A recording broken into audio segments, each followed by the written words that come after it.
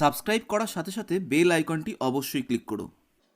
Hello students, আমি Subhadip sir. আজকে class 12 ফিজিক্সের তুল্যরোধ নির্ণয়ের দ্বিতীয় পর্বে আমরা কিউব অফ রেজিস্ট্যান্স মানে 12টি রোধকে পরপর সাজিয়ে একটি ঘনকের আকার দিলে সেই ঘনকের তুল্যরোধ কিভাবে নির্ণয় করতে হয়, এই প্রসেসটা প্রত্যেকের পাঠ্য বইতে করে দেওয়া থাকে কারেন্টের ডিভিশনের মাধ্যমে। কিন্তু কেন ওই একটাই প্রসেস করা থাকে, কেন অন্য কোনো প্রসেসের মাধ্যমে শেখানো হয় না এই অঙ্কটায়? যেন মনে হয় যে ওই একটা অঙ্কের জন্যই ওই একটা প্রসেস, বাকি অন্য কোনো অঙ্কে ওই প্রসেসটা অ্যাপ্লাই করা যায় না এবং অনেকটা মুখস্থ করার মতন হয়ে যায়। সায়েন্স তো আর মুখস্থ নয়, সায়েন্স বোঝার জায়গায়।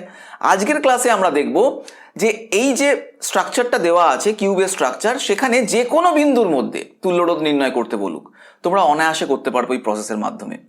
হ্যাঁ, এই প্রসেসটা যেমন খুব ইম্পর্টেন্ট এই অঙ্কটা করার জন্য, সাথে সাথে এরকম ধরনের খুব জটিল স্ট্রাকচার যেখানে তুমি আলাদা করে শ্রেণী বা সমান্তরাল সমবায়কে খুঁজে পারছো না, সেখানেও তুমি ওই প্রসেসটা অ্যাপ্লাই করতে পারবে। তার মানে আজকের ক্লাসটা খুব গুরুত্বপূর্ণ, কারণ এই টপিক থেকে শুধুমাত্র আমরা এই অঙ্কগুলো নয়, অনেক ধরনের জটিল অঙ্ক সমাধান করার প্রসেসও শিখে যাচ্ছি।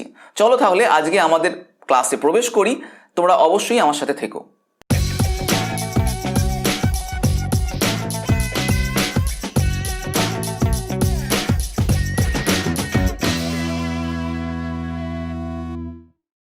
প্রথম অঙ্ক হিসাবে আমি যে কিউব স্ট্রাকচার নিয়েছি তার 1 আর 3 পয়েন্টের মধ্যে তুল্যরোধ নির্ণয় করা শিখব। তারপর যে কোনো দুটো বিন্দু, যেমন ধরো 3, 8 বা 5, 6 বা 5, 7, যে কোনো দুটো পয়েন্ট তোমার মনের মতন তুমি চুজ করে নাও, তার মধ্যে তুল্যরোধ তুমি নির্ণয় করতে পারবে অনায়াসে। তাহলে এই প্রসেসটা আমরা শিখে নেওয়ার চেষ্টা করি।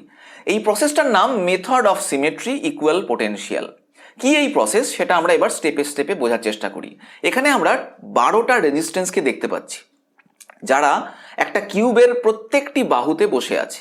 যদি আমরা চাইতাম যে এদেরকে শ্রেণী সমবায় সমান্তরাল সমবায় ভেঙে নিয়ে সলভ করব, তাহলে আমরা এদেরকে শ্রেণীতে বা সমান্তরালে সাজাতে পারতাম না, কারণ এরা এমনভাবে নিজেরা ডিভাইড করে রয়েছে, এমনভাবে সাজানো রয়েছে যে একটা রেজিস্ট্যান্স আরেকটা রেজিস্ট্যান্সের সঙ্গে শ্রেণীতে দেখে মনে হলেও, প্যারালাল দেখে মনে হলেও আদতে তারা প্যারালাল বা শ্রেণীতে নেই, আঁকা যায় না। তাই সেক্ষেত্রে এই প্রসেসটা আমাদেরকে শিখে নিতে হবে বা এই প্রসেসটা আমাদের ফলো করতে হবে। এই প্রসেসটা কীরকমভাবে তুমি অ্যাপ্লাই করবে, তার জন্য তোমাকে আগে সিমেট্রিক্যাল প্লেন চুজ করে নিতে হবে, কারণ আমি প্রসেসটার নামই বলেছি মেথড অফ সিমেট্রি। সিমেট্রিক্যাল প্লেনটা কেমন হতে হবে বুঝতে পারছি, এটা একটা দ্বিমাত্রিক তল হবে। এবার এই দ্বিমাত্রিক তলটা এমন হবে যে ওই তলের দুপাশে যে সার্কিটগুলো থাকবে, সেই সার্কিটগুলো যেন প্রতিসম দেখে মনে হয়, যেন মনে হয় মিরর ইমেজ হয়েছে। যেমন এখানে আমি যে তলটাকে এঁকে দেখিয়েছি, সেই তলের ওপরের দিকে যে সার্কিট ডায়াগ্রামটা আছে তার সঙ্গে নিচের দিকের সার্কিট ডায়াগ্রামটা দেখো, একদম মিরর ইমেজ। ক্লিয়ার? এবার এই তলটাকে আমি কেমনভাবে চুজ করব, কোথায় চুজ করবো? এই তলটাকে তো আমি যে কোনো দুটো পয়েন্টের মধ্যে চুজ করতে পারি না, তাই এই তলটাকে চুজ করতে হবে আমাদের দেখে নিয়ে যে কোন দুটো বিন্দুর মধ্যে তুল্যরোধ নির্ণয় করতে বলেছে। যেমন এখানে 1 আর 3 এর মধ্যে তুল্যরোধ নির্ণয় করতে বলেছে, তাহলে এই দুটো পয়েন্ট যেন এই তলের ওপর থাকেই থাকে। তার মানে বুঝতে পারছো, যদি 1 আর 5 বলতো তাহলেও কি এই তল হতো? হ্যাঁ, তাহলেও এই তলটাই হতো। যদি 1 আর 7 এর মধ্যে তুল্যরোধ নির্ণয় করতে বলে তাহলেও এই সিমেট্রিক্যাল প্লেন হবে। তার মানে এই সিমেট্রিক্যাল প্লেনের ওপর থাকা সবকটি পয়েন্ট মানে 1, 5, 3, 7 এদের মধ্যে যে কোনো দুটো পয়েন্টের মধ্যে তুল্যরোধ নির্ণয় করতে বললে তাহলে তোমরা এই সিমেট্রিক্যাল প্লেনটাই আঁকবে, কারণ এই সিমেট্রিক্যাল প্লেনের রেসপেক্টে দুদিকই সমানভাবে ভাগ হয়ে গেছে, মানে প্রতিসম রয়েছে। এখন যদি 1 আর 2 এর মধ্যে তুল্যরোধ নির্ণয় করতে বলে তাহলে কি এই সিমেট্রিক্যাল প্লেনে হবে? না, হবে না। তাহলে সেক্ষেত্রে তোমাকে এমন একটা সিমেট্রিক্যাল প্লেন আবার চুজ করে নিতে হবে যার ওপর 1 আর 2 পয়েন্ট থাকবে এবং যে তলের রেসপেক্টে কিউবটা আবার সমান দুভাগে ভাগ হয়ে যায় প্রতিসমভাবে। বোঝা গেল ব্যাপারটা? তাহলে সিমেট্রিক্যাল প্লেনের মধ্যে কিন্তু অবশ্যই দুটো পয়েন্ট থাকা দরকার। এরপর আমাদের করতে হবে কি না, এই সিমেট্রিক্যাল প্লেনের দুদিকে যে শীর্ষবিন্দুগুলো আছে, যে কর্নারগুলো তৈরি হয়েছে, যেমন এখানে এই সিমেট্রিক্যাল প্লেনটার দুপাশে, এক পাশে আছে 4, 8, অপর পাশে আছে 2, 6। তাহলে এই 4 আর 2 যারা পরস্পর বিপরীতে আছে এবং সিমেট্রিক্যালি লোকেটেড আছে, মানে প্রতিসমভাবে একদম মিরর ইমেজ আছে। যেমন 2 এর সঙ্গে 8 কিন্তু মিরর ইমেজ নয়, 2 এর সঙ্গে 4ই মিরর ইমেজ, আর 6 এর সাথে 8 হচ্ছে মিরর ইমেজ। তাহলে ওই 2 আর 4 এরা পরস্পর বিপরীত প্রতিসম বিন্দু, তারা সমান পোটেনশিয়ালের হয়। এর জন্য আমি বলেছিলাম method of symmetry equal potential, অর্থাৎ প্রতিসমের মাধ্যমে যে বিপরীত প্রতিসম বিন্দুগুলো থাকবে তারা সমবিভবের হবে। তাহলে এই বিপরীত বিন্দুগুলোকে, যারা সমবিভবের, তাদেরকে তুমি একটা বিন্দুতে জয়েন করে দাও। যেমন 2 এর সঙ্গে 4 মিলিয়ে দাও, 6 এর সঙ্গে 8 মিলিয়ে দাও। মিলিয়ে দেওয়ার ফলে যে স্ট্রাকচারটা হবে সেই স্ট্রাকচারটা অনেক সহজ হয়ে যাবে। এরপর তুমি তুল্যরোধ নির্ণয় করে ফেলো অনায়াসে। চলো, এই ব্যাপারটাকে বোঝার জন্য আমি একটা অ্যানিমেশন করেছি তোমাদের জন্য, তোমরা সেটা আগে দেখে নাও।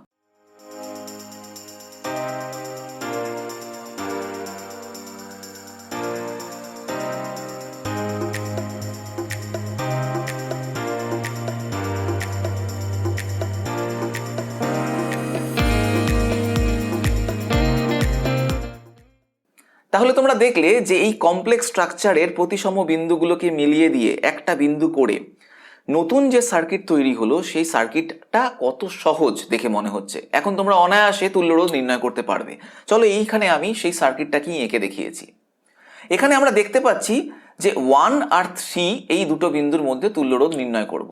তাহলে 1 থেকে 4 আর 1 থেকে 2, এই 2 আর 4 প্রতিসম বিন্দু, তাই 2 আর 4 মিলে গেছে। তাই দেখো এখানে আমি 2 আর 4কে মিলিয়ে দিয়েছি। এবার এই 2 আর 4 এর আগে যে দুটো রেজিস্ট্যান্স আছে, এই ইয়েলো কালার দিয়ে দেখিয়েছি, এই দুটো রেজিস্ট্যান্স কি পাশাপাশি চলে আসবে এখন। আর আরেকটা রেজিস্ট্যান্স আছে যেটা 5 পর্যন্ত, যেটা নীল কালি দিয়ে দেখিয়েছি, সেটা আমি 1 থেকে এঁকেছি 5 পর্যন্ত। এরপর দেখো 5 থেকে আবার 8 পর্যন্ত আর 6 পর্যন্ত দুটো রেজিস্ট্যান্স গেছে, যেটা পিঙ্ক কালার দিয়ে দেখিয়েছি। এখন 6 আর 8 মিলিত হয়ে গেছে, তাই 6 8কে মিলিত করে দিয়েছি এবং ওই পিঙ্ক কালারের দুটো রেজিস্ট্যান্সকে এঁকে নিয়েছি। এবার দেখো এই 2 4 6 8 মিলে যাওয়ার পর ওদের মধ্যে যে দুটো রেজিস্ট্যান্স ছিল, যেগুলো একদম ডিপ ইয়েলো কালারের দেখিয়েছি, এই দুটো রেজিস্ট্যান্স 2 6 এর মাঝে 4 8 এর মাঝে তারা এইভাবে আছে। এরপর আপার পার্টটা নিচের পার্টের মতন সিমিলার, একই রকম ভাবে এই আপার পার্টটা হয়ে গেছে। তাহলে তোমরা এই ছবিটা ক্লিয়ারলি বুঝতে পারলে যে সমবিভব হওয়ার জন্য মিলিয়ে দেওয়ার মাধ্যমে কিভাবে সরল আকারে রেজিস্ট্যান্সটাকে আঁকা যেতে পারে। এখন আর নিশ্চয়ই কোনো অসুবিধা নেই। এবার আমরা এই রেজিস্ট্যান্সের মধ্যে ভ্যালুগুলোকে বসিয়ে তাদের তুল্যরোধ নির্ণয় করব। দেখতে পাচ্ছি যে নতুন স্ট্রাকচারটা এখন এরকম হয়েছে, যার প্রত্যেকটা রোধের মান সমান।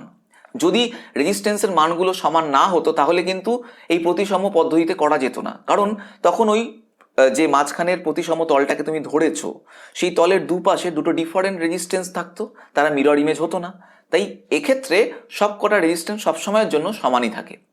তাই এবার দেখো এই স্ট্রাকচার থেকে তুল্যরোধ কিভাবে তুমি নির্ণয় করবে। বুঝতেই পারছো যে এখানে এই দুটো রেজিস্ট্যান্স প্যারালালি আছে, সমান্তরালভাবে থাকার জন্য এদের তুল্যরোধ R/2 হবে।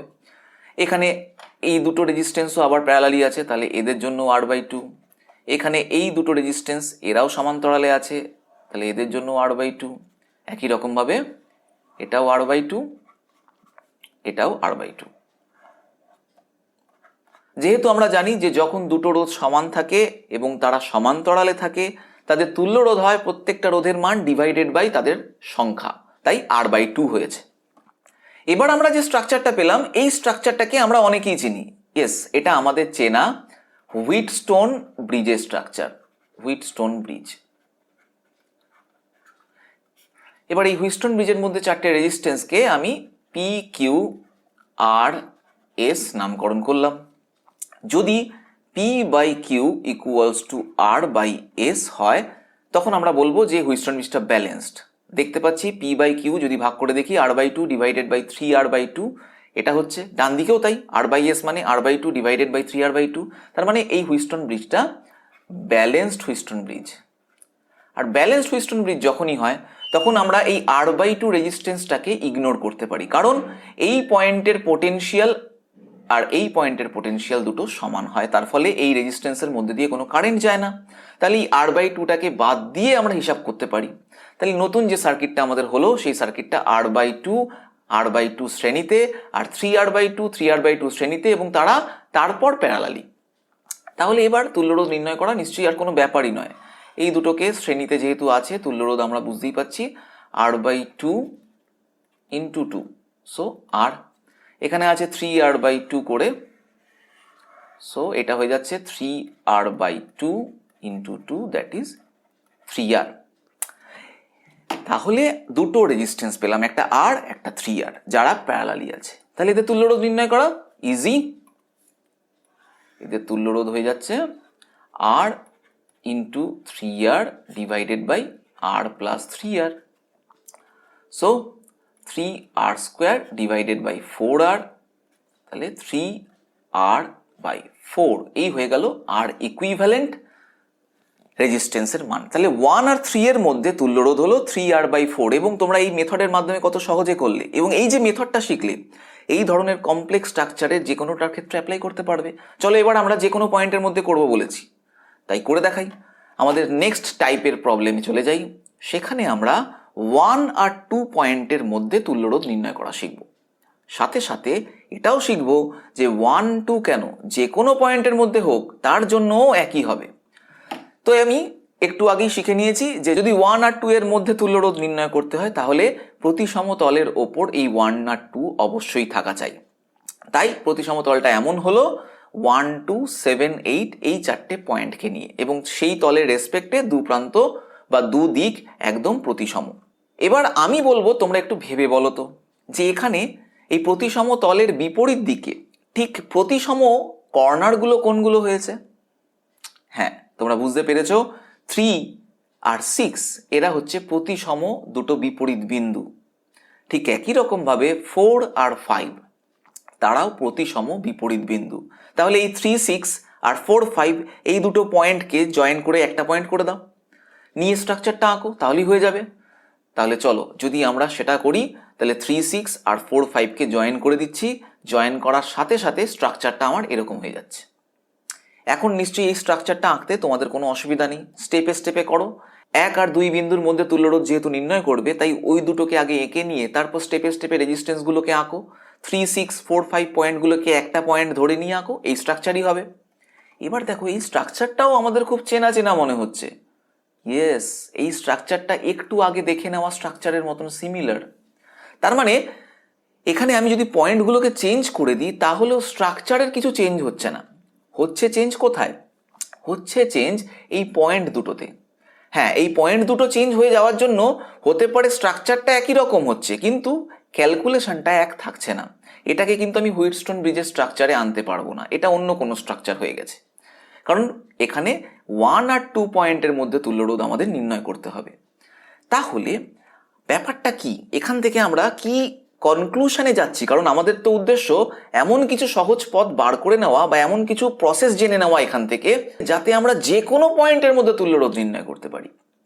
হ্যাঁ, আমরা সেই প্রসেসে এক্ষুনি যাচ্ছি। তার আগে দেখে নিই যে এই স্ট্রাকচারটার জন্য তুল্যরোধ তুমি কিভাবে নির্ণয় করবে। এখানে যেগুলো প্যারালালি আছে সেই প্যারালাল রোধগুলোকে তুমি যোগ করে r/2 করে দাও, নিয়ে যে নতুন স্ট্রাকচারটা হচ্ছে বুঝতেই পারছো একটু আগে দেখা স্ট্রাকচারের মতন একই হচ্ছে। কিন্তু এটা হুইটস্টোন ব্রিজ নয়, তাই আমাকে স্টেপে স্টেপে ক্যালকুলেশন করতে হবে। কিন্তু আমি বললাম যে বিষয়টা জানার দরকার, সেখানে যাব। চলো সেটাতে ঢুকে যাই এবার। একটু আগে যে দুটো স্ট্রাকচার নিয়ে আমরা আলোচনা করছিলাম, প্রথমটায় 1 আর 3 পয়েন্টের মধ্যে, আর সেকেন্ডটায় 1 আর 2 পয়েন্টের মধ্যে। তাহলে তোমাদের যদি এরকম কোনো প্রবলেম দেয় যেখানে যে দুটো পয়েন্টের মধ্যে তুল্যরোধ নির্ণয় করতে বলছে সেই দুটো পয়েন্ট কিউবের কোনো একই সাইডের ওপর দুটো পয়েন্ট হবে, তাহলে স্ট্রাকচারগুলো সবসময় এরকমই আঁকবে। মনে থাকবে কথাটা, আরেকবার বলে নিচ্ছি আমি। যেমন ধরো এখানে যে পয়েন্ট দুটো দেওয়া হয়েছে 1 আর 2, তাহলে এই সাইডের এই পাশাপাশি দুটো পয়েন্ট হয়েছে। এখানে দেওয়া ছিল 1, 3, এই সাইডের ওপরই পয়েন্ট। তাহলেই তোমরা স্ট্রাকচারটা এরকম আঁকবে।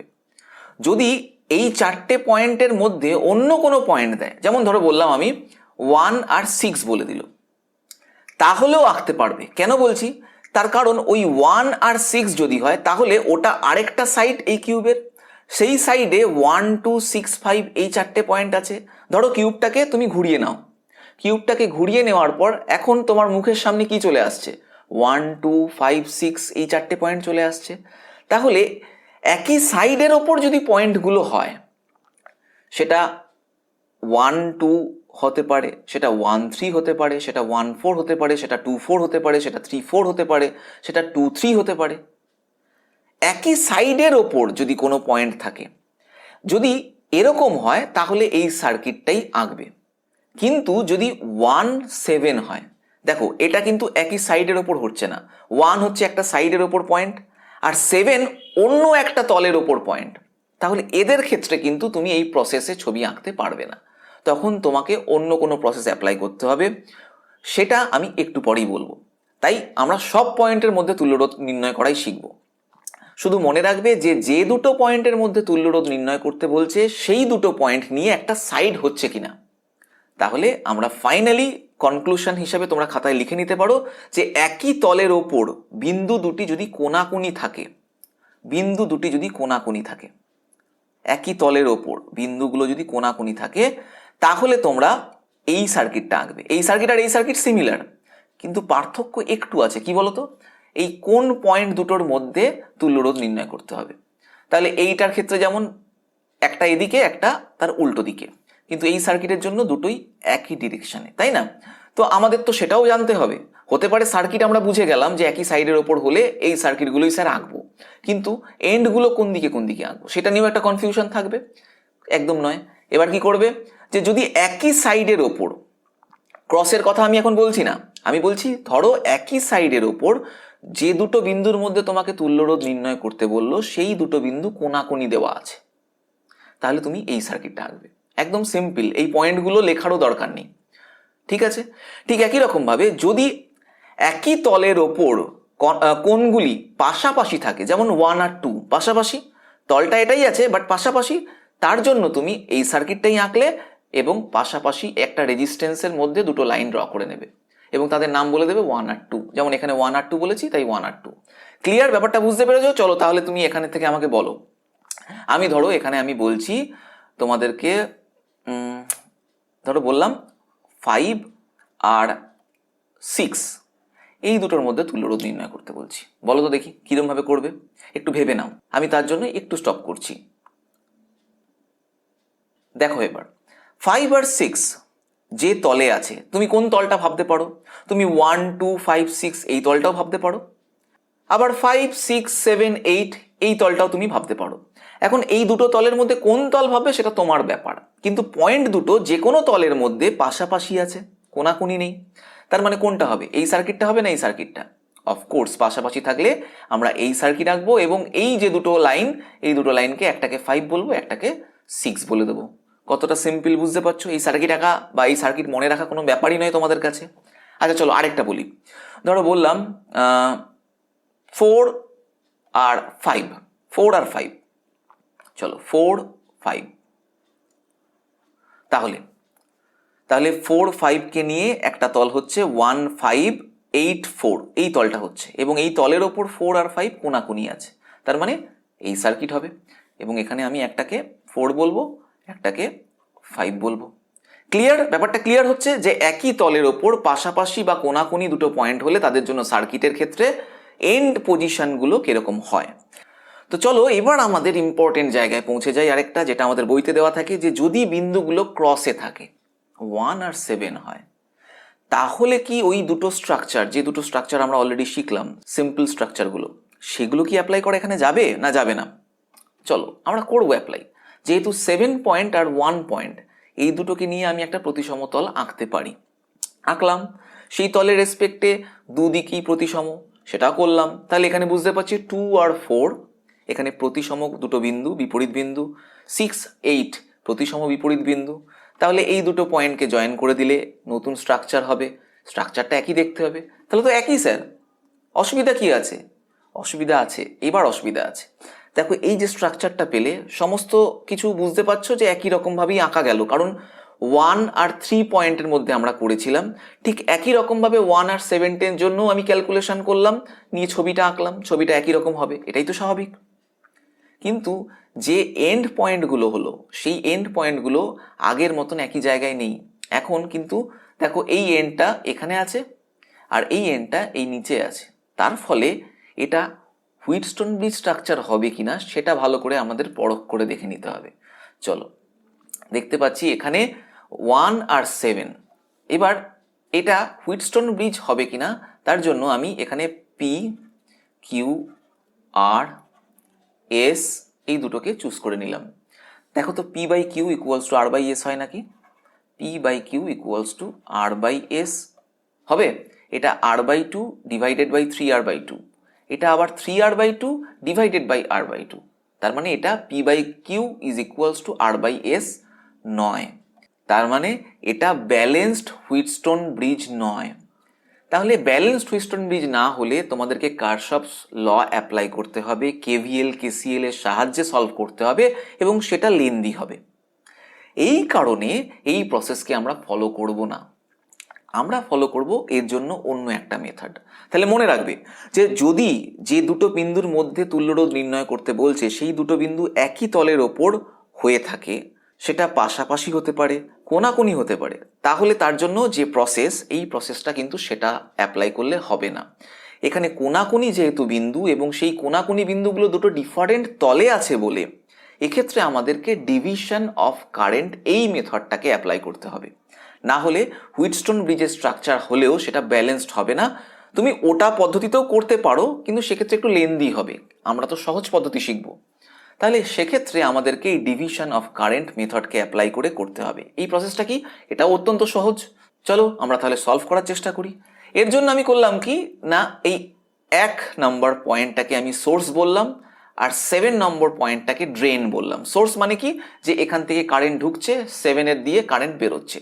এটা আমার কনভেনশন, তুমি 7 থেকে ঢুকছে কারেন্ট, 1 থেকে বেরোচ্ছে, এরকমও ধরতে পারো, কোনো অসুবিধা নেই। তা আমি 1 পয়েন্ট দিয়ে কারেন্ট ঢুকছে ধরলাম, কারেন্টের অ্যামাউন্ট আই, এবং এই কারেন্টটা 3টে রেজিস্ট্যান্সে চলে গেল।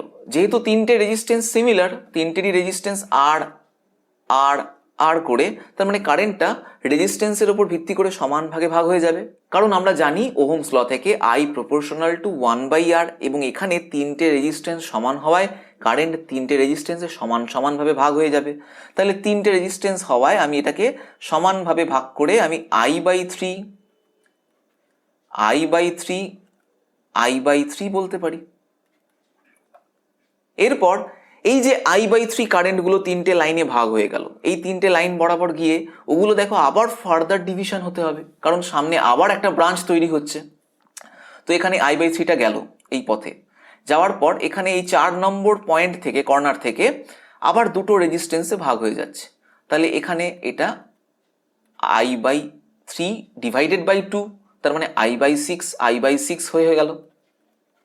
ঠিক একই রকমভাবে এই I/3টা এটাও আবার দেখো দুভাগে ভাগ হয়ে যাচ্ছে, তাহলে এটাও I/6। ঠিক একই রকমভাবে এইখানেও 2 নম্বর পয়েন্ট থেকে দুটো লাইনে ভাগ হয়ে যাচ্ছে, I/6। এবার দেখো এবার আর ভাগ হচ্ছে না, এবার আবার জয়েন্ট হয়ে যাচ্ছে। দেখো এই 4 নম্বর পয়েন্টে যে দুটো ভাগে ভাগ হয়েছিল, এই যে I/6 যাচ্ছে আর এদিক থেকেও একটা দেখো I/6 আসছে, তাহলে 8 নম্বর পয়েন্টে দুটো I/6 আসলো এবং তারা জয়েন্ট হয়ে গেল। তাহলে কারেন্ট দুটো মিলিত হয়ে গিয়ে নতুন যে কারেন্ট হলো সেই কারেন্টটা কি হবে, I/6 ইন্টু 2, তাহলে I/3 আবার হয়ে গেল। ঠিক একই রকমভাবে এখান থেকে I/6 আসছে, এই নিচের দিক থেকে I/6 এসে 3 নম্বর পয়েন্টে দুটো কারেন্ট মিলিত হয়ে I/3 হয়ে গেল, এবং 6 নম্বর পয়েন্টে ঠিক একই রকমভাবে I/6 এসে মিলিত হয়ে I/3 হয়ে গেল। এবং দেখো এই 7 নম্বর পয়েন্টে এখান থেকে I/3, এখান থেকে I/3 এবং নিচের দিক থেকে I/3, 3টে কারেন্ট গেল গিয়ে মিলিত হয়ে যে কারেন্ট হলো সেটা I/3 ইন্টু 3, তার মানে I কারেন্ট হলো এবং 7 নম্বর পয়েন্ট থেকে I কারেন্ট বেরিয়ে গেল। তাই হওয়া উচিত ছিল, I কারেন্ট ঢুকেছে, 7 নম্বর থেকে I কারেন্টই বেরিয়েছে। ডিভিশনটা এইভাবে হলো। এবার এই ডিভিশন অফ কারেন্টটাকে অ্যাপ্লাই করলাম আমরা, করে এবার আমরা রেজিস্ট্যান্সটাকে আঁকবো। কিভাবে আঁকবো, ওই কারেন্টকে মাথায় রেখে আঁকবো। দেখো কিভাবে আঁকতে হয়। দেখো এখানে 1 নম্বর পয়েন্টে I কারেন্ট সমান 3 ভাগে ভেঙে গেছে এবং 3টে কারেন্ট 3 দিকে যাচ্ছে, 3টে বাহু বরাবর যাচ্ছে। তাদেরকে আমরা এইভাবে না এঁকে যদি এরকম পাশাপাশি আঁকতেই পারি। 3টে সমান রেজিস্ট্যান্স, তাদের মধ্যে I/3 করে যাচ্ছে কারেন্ট, 3 ভাগে ভেঙে গেছে।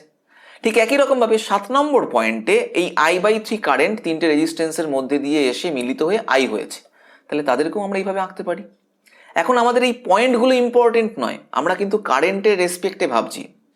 তার জন্যই দেখো এই I/3 কারেন্টটাই আবার ভেঙে গেছে। কবার ভেঙেছে? 4 নাম্বার পয়েন্টে ভেঙে I/6 হয়েছে দুবার, 5 নাম্বার পয়েন্টে দুবার I/6 হয়েছে, 2 নম্বর পয়েন্টে দুবার I/6 হয়েছে। তার মানে 3টে পয়েন্টে ভেঙেছে এবং 6বার টোটাল হয়েছে।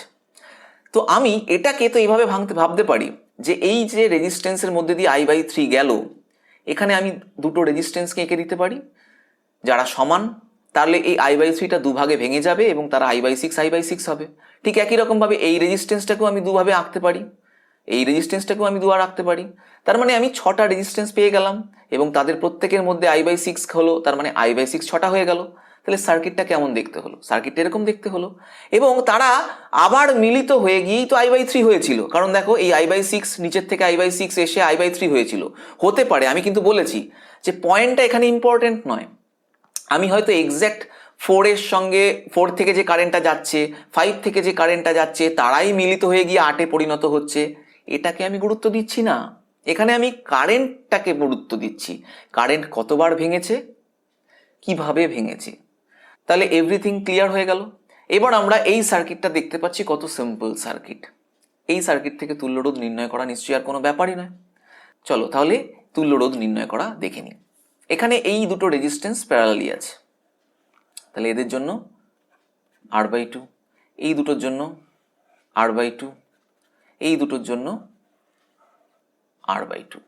তাহলে এখানে এই রেজিস্ট্যান্স R, এটা R/2 আর এটা হচ্ছে R, এরা আবার শ্রেণীতে আছে। ঠিক এরকমভাবে 3টে লাইন তৈরি হয়েছে, 3টি সিমিলার লাইন। তাহলে ছবিটা দেখতে এরকম হয়েছে। এবার এই 3টে রোধ যারা শ্রেণীতে আছে তাদের তুল্য রোধ যদি নির্ণয় করি, তাহলে এই R আর R মিলে 2R plus R/2, 2R plus R/2, that is 5R/2। তাহলে 5R/2 এই লাইনের জন্য 5R/2, এই লাইনের জন্য 5R/2। তাহলে 3টে সিমিলার রেজিস্ট্যান্স তারা প্যারালালি আছে। তাহলে এদের জন্য তুল্যরোধ যদি আমরা নির্ণয় করি, বুঝতে পারছি অনায়াসে হবে। এদের জন্য তুল্যরোধ 5R/2 ইন্টু 1/3, 3 ভাগে। আমি বলেইছি যে সমান রোধগুলো যখন সমান্তরালে থাকে তখন যে কোনো একটা রোধের মান লেখো ডিভাইডেড বাই রোধ সংখ্যা, তাই 3 দিয়ে ভাগ করে দিলাম। তাহলে এটা হয়ে গেল কি 5R/6। তুল্যরোধ আমাদের ক্যালকুলেশন হয়ে গেল। তাহলে এই কারেন্টের ডিভিশন মেথড অ্যাপ্লাই করে যখন কোনো কিউবের দুটো বিপরীত তলে থাকা ক্রসে দুটো বিন্দুর মধ্যে তুল্যরোধ নির্ণয় করতে হয়, তার জন্য আমি অ্যাপ্লাই করে ক্যালকুলেশন করব। আর যদি একই তলের ওপর কোনো বিন্দু হয় তাহলে আমরা হুইটস্টোন ব্রিজের মতন এই স্ট্রাকচারটাকে আঁকবো। যদি পয়েন্ট দুটো ক্রসে থাকে তাহলে ওটা হুইটস্টোন ব্রিজ এবং সেটা ব্যালেন্সড হুইটস্টোন ব্রিজ। যদি পয়েন্ট দুটো পাশাপাশি হয় তাহলে ওটার ক্ষেত্রে আমরা ইন্ডিভিজুয়ালি রেজিস্ট্যান্স ক্যালকুলেশন করে তুল্যরোধ নির্ণয় করতে পারবো। তাহলে এভরিথিং ইজ ক্লিয়ার আশা করছি। এরপর তোমাদের আর যে কোনো বিন্দুর মধ্যে এই ধরনের স্ট্রাকচারের ক্ষেত্রে যে কোনো বিন্দুর মধ্যে তুল্যরোধ নির্ণয় করতে কোনো অসুবিধা হবে না। ইভেন ওই মেথড অফ সিমেট্রিকে অ্যাপ্লাই করো তাহলেও পারবে। তাহলে আজকের ক্লাস থেকে তোমরা একটা খুব গুরুত্বপূর্ণ জায়গা জেনে গেলে যে তুল্যরোধ নির্ণয় করার কত সহজ পদ্ধতিও হয়। এর পরের ক্লাসে আমি আরও কিছু পদ্ধতি নিয়ে আসবো যার সাহায্যে তোমরা অনেক ধরনের জটিল স্ট্রাকচারকে আরও সহজে করতে পারবে। তার জন্য কিছু ইম্পর্টেন্ট ট্রিক্সও শেখাবো। তাই তোমরা অবশ্যই টিউন অফ ফিজিক্স চ্যানেলটাকে সাবস্ক্রাইব করো। আর আমাকে ফলো করার জন্য তোমরা অবশ্যই আমার যে সমস্ত লিঙ্কগুলো তোমরা দেখেছো সেগুলোকে ক্লিক করো। আর তোমরা যদি সরাসরি আমার সাথে আলোচনা করতে চাও ফিজিক্সের কোনো অসুবিধা নিয়ে, তাহলে টেলিগ্রাম অ্যাপে আমার সঙ্গে জয়েন করে সেই অসুবিধাগুলো আমাকে অনায়াসে জানাতে পারো। তাহলে আজকের মতন এখানেই শেষ। তোমরা পড়াশোনা করো, আর কোনো অসুবিধা হলে আমাকে জানিও। বাই।